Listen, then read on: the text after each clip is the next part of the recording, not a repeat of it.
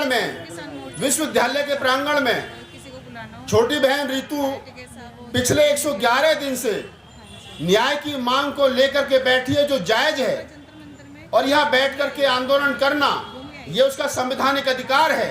तो आप समझिए कि बाबा साहब डॉक्टर अम्बेडकर ने जो बात कही थी कि जाओ 21वीं सदी तुम्हारी होगी, तो जब मैं रितु को यहाँ भाषण देते सुनता हूँ, जब मैं रितु के आंदोलन में तमाम लोगों को आते और जाते देखता हूँ, और रितु जिस प्रकार से मुखर होकर के अपनी मांगों पर जनता के सामने, मीडिया के सामने बोलती है, तो मुझे लगता है कि 21वीं सदी साथ बाबा साहब ने जो कहा था कि हमारी होगी, तो मुझे लगता है कि हमारी है।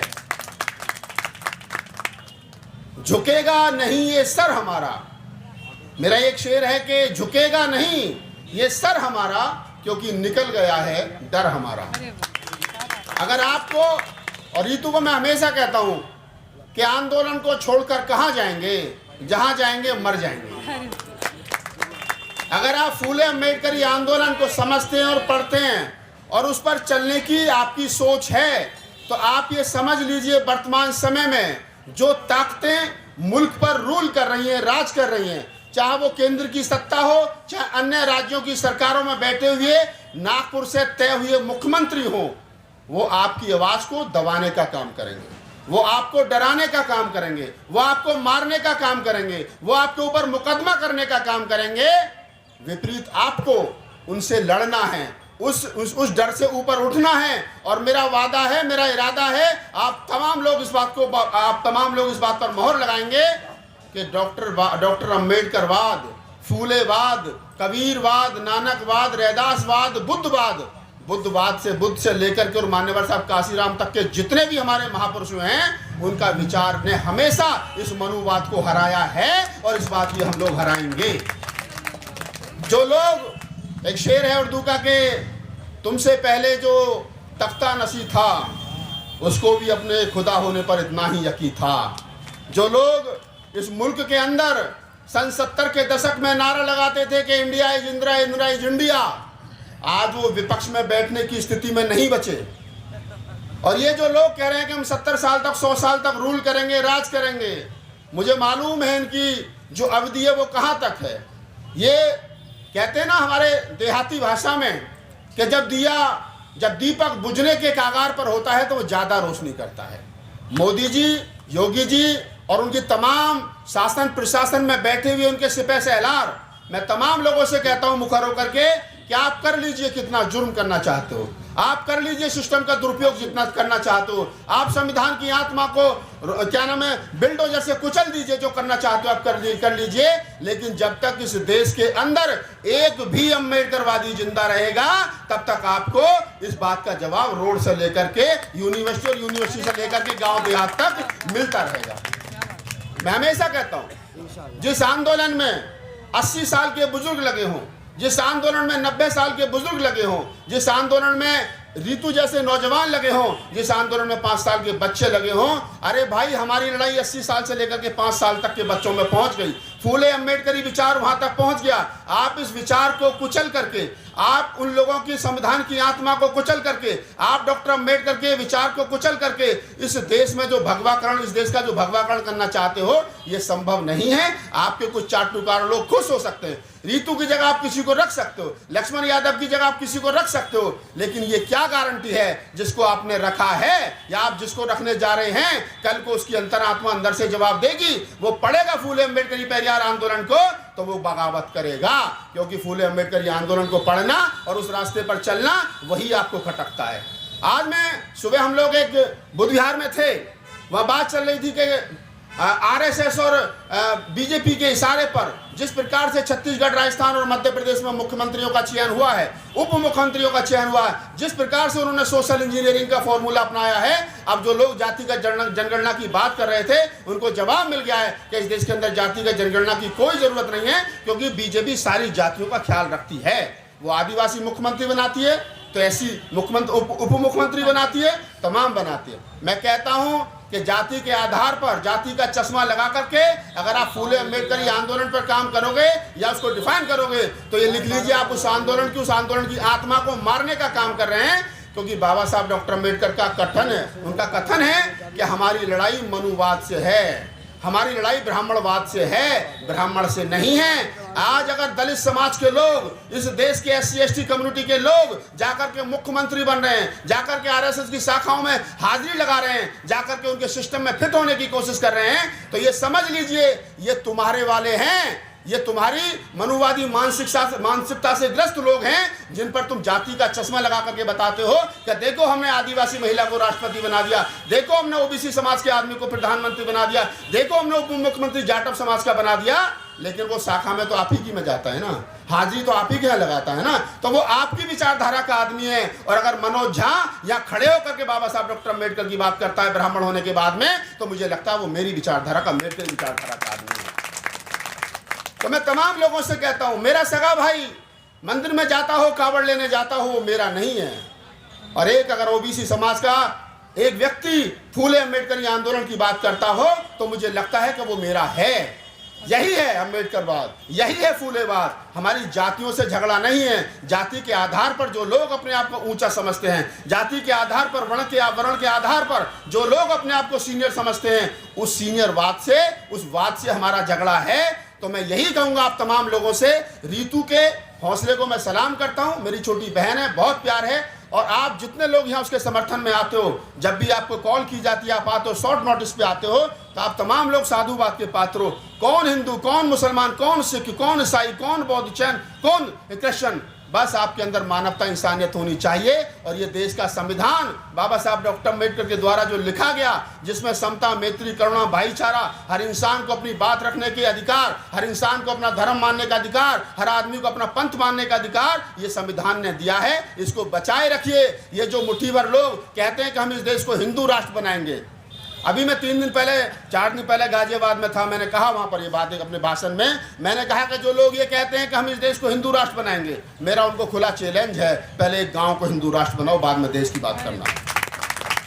इस देश के अंदर लगभग 5 लाख गांव हैं, लगभग 5 लाख गांव हैं। ऐसा कोई गांव नहीं है जहां दलित समाज का आदमी नहीं रहता हो, ऐसा कोई गांव नहीं है जहां OBC समाज का आदमी नहीं रहता हो, ऐसा कोई गांव नहीं है जहां सवर्ण समाज के आदमी नहीं रहते हो, जहां ब्राह्मणी सिद्धांत को मानने वाले लोग नहीं रहते हो। तो मेरा चैलेंज है, आप इस देश को हिंदू राज्य जब बनाओ, बना देना। इस देश के संविधान को बदल करके मनुस्मृति जब लागू करना चाहो, जब कर देना। इस देश में क्या का तिरंगा झंडा बदल करके भगवा फहराना लाल किले में जब चाहो, बाद में फहरा लेना, लेकिन पहले कम से कम इस देश के एक गांव को हिंदू राष्ट्र बना करके दिखाओ, तो मैं सोचूंगा कि आप अपनी सही दिशा में हो। इनको मालूम है कि इस देश का भगवाकरण नहीं कर सकते, इनको मालूम है कि इस देश का हिंदू राष्ट्र नहीं बना सकते, इनको मालूम है संविधान बदल करके मनुस्मृति नहीं लागू कर सकते, लेकिन ये माहौल बनाते हैं और कोशिश करते हैं जगह जगह चेक करके। कभी विवेक देवराय स्टेटमेंट देता है, कभी कोई दूसरा आदमी स्टेटमेंट देता है, कभी प्रधानमंत्री के गोद में या प्रधानमंत्री के आसपास घूमने वाले लोग स्टेटमेंट देते हैं। और इस देश का 18 से 25 साल का युवा घर से लाठी लेकर के निकलता, कहता है कि चलो भारत को हिंदू राष्ट्र बनाना है। वो कहता है कि हिंदू धर्म खतरे में है। मैं पूछता हूं लोगों से, मैं युवाओं के बीच जाता हूं, मैं IIT रुड़की में था, मैंने कहा सारे स्टूडेंट्स से, मैं बताइए आप मुझे जवाब दीजिए, जो लोग ये कहते हैं कि हिंदू धर्म खतरे में है, तो उनसे पूछिए कि तुम्हारा बेटा कहाँ है, हिंदू धर्म को बचाने के लिए वो क्यों नहीं आया? क्या लाला जी शोरूम बंद करके हिंदू धर्म को बचाने के लिए आते हैं? क्या पंडित जी मंदिर बंद करके हिंदू धर्म को बचाने के लिए आते हैं? ये तमाम वो कमेरा कौम वो बताएं कि कभी हिंदू धर्म को बचाने के लिए उनके बच्चे आते हैं? नहीं आते। वो आपको काम धंधे पर लगा देते हैं, SC ST OBC को, कि जाओ आप इस हिंदू धर्म को बचाओ, हिंदू धर्म खतरे में। और आपको ये चाल समझनी पड़ेगी। आप बताइए हरियाणा में बिट्टू बजरंगी कौन था? आप बताइए दूसरा मोनू मानेसर कौन था? दोनों OBC के, एक जाट एक यादव। बताइए पिंकी चौधरी कौन है? जाट है। SC ST OBC के लोगों को हिंदू धर्म की का एक तरीके से रक्षक बना करके रोड पर उतार दिया जाता है, और जब उन पर मुकदमे होते हैं तो सरकार पीछे हट जाती है और उनकी पूरी जिंदगी जेल में सड़ती है। इस बात को समझिए। अपने बच्चों को धर्म की अफीम मत खाने दीजिए, उनको बाबा साहब पढ़ाइए, बुद्ध, कबीर, नानक, रैदास, फूले, साहू जी महाराज, भारत का संविधान, वो तमाम धर्म ग्रंथ पढ़ाइए जो हमारे महापुरुषों ने लिखे, उनकी विचारधारा से रूबरू कराइए। और जब वो रूबरू हो जाएंगे तो कम से कम मैं इतना तो कह सकता हूं कि वो आने वाले समय में किसी भी इस प्रकार के होने वाले आंदोलन का हिस्सा नहीं बनेंगे जहां पर एक जाति, एक धर्म और एक समाज की बात होती हो। इस भारत की खूबसूरती यही है कि इस भारत में तमाम जाति, तमाम धर्म, तमाम पंथों के लोग रहते हैं। और ये बाबा साहब डॉक्टर अम्बेडकर को मैं तो पुनः नमन करता हूँ कि उन्होंने भारत को एक ऐसा संविधान दिया जिसमें सबको, हर आदमी को, हर व्यक्ति को, हर विचारधारा की व्यक्ति को, हर विचारधारा मानने वाले व्यक्ति को अपनी बात कहने और सुनने का हक है। ये आपका संवैधानिक अधिकार है। लेकिन कुछ लोग ये अधिकार आपसे सिर्फ इसलिए छीनना चाहते हैं। वो कहते हैं, अभी मैं सुबह मोहन भागवत जी का एक वीडियो देख रहा था जिसमें वो विज्ञान भवन में बोल रहे हैं। वो कहते हैं कि हिंदू धर्म ही धर्म है, सनातनी परंपरा ही सनातनी परंपरा है, और बाकी जितने लोग हैं वो उसमें से निकले। वो बाबा साहब डॉक्टर अम्बेडकर पर बोलते हुए कहते हैं कि डॉक्टर अम्बेडकर तो हिंदू धर्म के बड़े समर्थक थे। तो मैं उनसे तो नहीं कह सकता क्योंकि वीडियो में देख रहा था। आमने सामने होते तो मैं बताता उनको, मैं पूछता कि बाबा साहब डॉक्टर अम्बेडकर अगर हिंदू थे, पहली बात तो वो कबीरपंथी थे, बौद्ध होने से पहले उनका परिवार कबीरपंथी था, बाद में बौद्ध धर्म की शरण में गए, बुद्ध की शरण में गए। तो मेरा कहना है कि अगर बाबा साहब डॉक्टर अम्बेडकर को और बुद्ध को विष्णु का अवतार मानते हो आप लोग, तो मुझे बताइए किस कारणों से डॉक्टर अम्बेडकर को 22 प्रतिज्ञाओं का समर्थन आप करते हैं, नहीं करते। सवाल बनता है, अगर आप कहते हैं कि बाबा साहब डॉक्टर अम्बेडकर हिंदू थे, हिंदू धर्म के समर्थक थे, सनातनी परंपराओं के समर्थक थे, तो सवाल बनता है कि बाबा साहब डॉक्टर अम्बेडकर ने जो 22 प्रतिज्ञाएं लिखी, क्या आप उनके समर्थक हैं? तो नहीं है। क्या बुद्ध के समतावादी विचार के समर्थक हैं? तो नहीं है। तो क्या आप कबीर के विचार के समर्थक हैं? तो नहीं है। जब आप बुद्ध, कबीर, नानक, रैदास, साहू जी महाराज, डॉक्टर अम्बेडकर के विचार के समर्थक नहीं हैं, तो फिर आप उनको कम से कम हिंदू बताना बंद कर दो, क्योंकि उनकी अपनी विचारधारा थी और ये विचारधारा पिछले 2500 साल से उस मुल्क में है, आगे भी रहेगी। और जो लोग ये कहते हैं कि हम लोग इस देश को एक रंग में रंग दें, मैं तो तमाम लोगों से कहता हूँ, जिग्नेश आया था उस दिन मैंने तब भी ये बात कही थी, फिर इसको रिपीट कर देता हूँ, उस दिन समय की सीमा थी। मैं आप तमाम लोगों से कहता हूँ, आप जितने लोग जिस जाति, जिस धर्म को मानने वाले लोग हो, आप पूछना। RSS की शाखा आज तो गाँव-गाँव लगने लगी है, आज तो गली मोहल्लों में लगने लगी है। अब तो जो दिल्ली विश्वविद्यालय शिक्षा का केंद्र हुआ करता था, यहाँ लगने लगी है।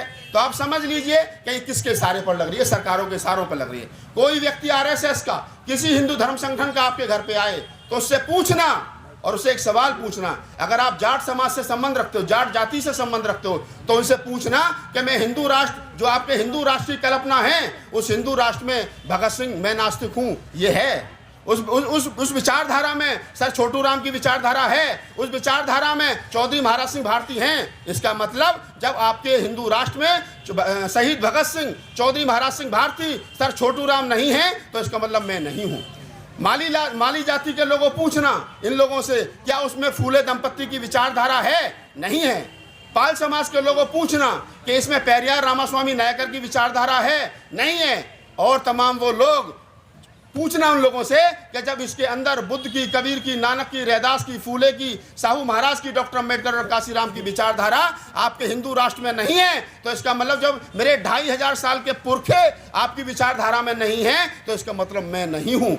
लिहाजा आपके हिंदू राष्ट्र से मेरा कोई लेना देना नहीं है। ये चंट, चालाक, चतुर और इन लोगों का एक सपना है, जो 12% लोग इस मुल्क में हिंदू हिंदू करके आप तमाम लोगों को इकट्ठा करके कि तुम भी हिंदू और मैं भी हिंदू, चुनाव से पहले मुख्यमंत्री और प्रधानमंत्री बन जाते हैं, अपने समाज के लोगों को सचिव बना देते हैं, सिस्टम पर कब्जा कर रखा है, और आप सब लोगों को धर्म की अफीम चटा रखी है। तो इससे ऊपर उठिए, अपने बच्चों को तैयार कीजिए। मैं एक बात और कहता हूँ आप तमाम लोगों से, नेताओं का चक्कर छोड़ दीजिए, नेताओं का चक्कर छोड़ दीजिए। ये जो एक लाइन मन मस्तिष्क पर लिख गई है, एक लाइन लिखी गई है कि जाओ अपने घरों की दीवारों पर लिख दो हमें इस देश का हुक्मरान बनना है, ये सबसे ज्यादा सत्यानाश हुक्मरान बनने के चक्कर में हुआ है। सबसे ज्यादा नुकसान हुक्मरान बनने के चक्कर में हुआ है। बताइए मुझे, क्या समस्या का समाधान सरकार है? सरकार अगर आपकी बन जाएगी तो सारी समस्याओं का समाधान हो जाएगा? मुझे तो नहीं लगता। उत्तर प्रदेश के अंदर 4-4 बार मुख्यमंत्री बहुजन समाज के लोगों, मायावती जी की रही, बहुजन समाज पार्टी की रही, 4-4 बार मुख्यमंत्री बहन जी रही। अगर 4 बार मुख्यमंत्री बनने के बावजूद भी दिल्ली से 70 किलोमीटर दूर एक गांव में दलित समाज के लड़के की बारात नहीं चढ़ती हो घोड़ी पे, तो समस्या का समाधान तो सरकार नहीं है। क्या कभी इस देश के बनिए ने कहा कि हमें हुक्मरान बनना है? कभी ब्राह्मण ने कहा कि हमें हुक्मरान बनना है? जाट और गुजरों ने कहा कि हमें हुक्मरान बनना है? कभी नहीं कहा। तो क्या उनका शोषण होता है? नहीं होता। क्यों नहीं होता? इस पर विचार करिए। इसलिए नहीं होता क्योंकि वो सिस्टम में है। सरकार हमारे वालों की हो, उनके वालों की हो, सपा वालों की हो, बसपा वालों की हो, कच्चे वालों की हो, किसी की भी हो, सिस्टम में वही लोग बैठे हैं, सिस्टम वही चला रहे हैं। ये बात को ध्यान रख लीजिए। मध्य प्रदेश के अंदर 2 डिप्टी सीएम बना दिए, एक दलित बना दिया। साहब लोग बड़े खुश हुए कि साहब वो दलित को डिप्टी सीएम बना दिया। तो मैं कहा तुझे क्या मिल गया?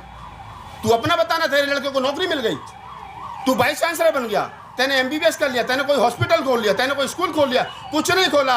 ये खुश करने वाले काम चल रहे हैं कि साहब हमारी सरकार आएगी, हम देश के प्रधानमंत्री बनेंगे तो सारी समस्याओं का समाधान हो जाएगा। भाई प्रधानमंत्री बनने के लिए 272 एमपी चाहिए, तुम्हारे पास एक भी नहीं है। तो ये लाइन हटा दीजिए दिमाग में से कि हमें क्या नाम है देश का हुक्मरान बनना है। इतना ध्यान रखिए, सरकार कोई भी रहे, आपके सामाजिक संगठनों में इतनी ताकत होनी चाहिए कि वो सरकार का गरेबान पकड़ के ये पूछ सके कि हमारे अधिकारों का क्या हुआ। वो अपने नेताओं से ये पूछ सके कि हमारे SC ST वेलफेयर का जो पैसा है, जो 22% हमारे विकास के लिए मिलता है, वो सरकार ने कब, कहाँ और कैसे खर्च किया है, इस पर चर्चा होनी चाहिए। और जिस दिन इस देश के दलित समाज के, बहुजन समाज के सामाजिक संगठन मजबूत हो जाएंगे, तो आप ध्यान रखना वो दिन दूर नहीं है कि सरकार कोई भी बने वो आपके इशारे पर चलेगी। इस देश के प्रधानमंत्री और मुख्यमंत्रियों को अपने इशारे पर चलाने वाला बनाइए। जैसे वर्तमान समय में देश का प्रधानमंत्री नरेंद्र मोदी हैं, गृह मंत्री अमित शाह साहब हैं, तमाम लोग जो मुख्यमंत्री प्रदेशों के बने हुए हैं, वो मुख्यमंत्री की कुर्सी पर बैठने से पहले नागपुर मत्था टेकने के लिए जाते हैं, क्योंकि उस विचारधारा से जुड़े हैं। एक सामाजिक संगठन जो गैर बराबरी पर टिका है, जो देश के संविधान को नहीं मानता, मनुस्मृति को मानता है, लेकिन प्रधानमंत्री वहां जाकर के लमलेट होते हैं, मुख्यमंत्री जाकर के लमलेट होते हैं। क्यों? क्योंकि उस विचारधारा से निकल करके आए हैं। उनके पास में कोई मेरिट नहीं है, उनके पास में सिर्फ यही मेरिट है कि वो RSS की शाखा में जो है वो शाखा में जाते थे कच्छा पहन करके, और उसका इनाम उनको ये मिला, चाहे अमित शाह हो,